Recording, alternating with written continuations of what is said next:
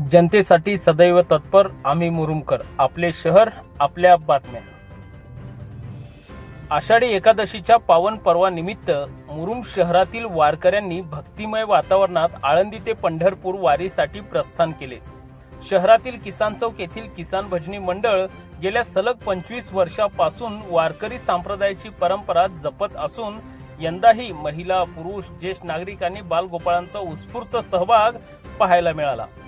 सन 2001 मध्ये किसान भजनी मंडळाने प्रथमच आळंदी पंढरपूर वारीची सुरुवात केली। तेव्हापासून एकही वर्ष खंड न पडता ही परंपरा अखंड सुरू आहे।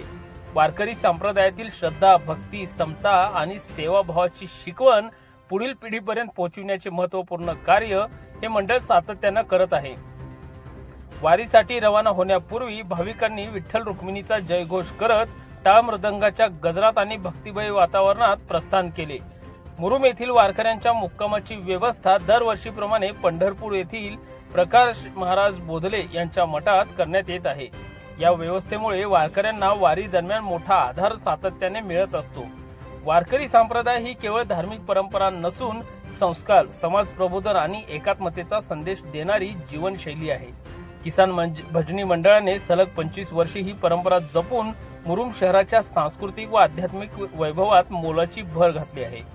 मुरुम शहर व परिसरातील सर्वच प्रकारच्या बातम्या पाहण्यासाठी आम्ही मुरुमकर YouTube न्यूज पोर्टल व फेसबुक पेजला सबस्क्राईब, फॉलो करून लाईक, शेअर, कमेंट करायला विसरू नका।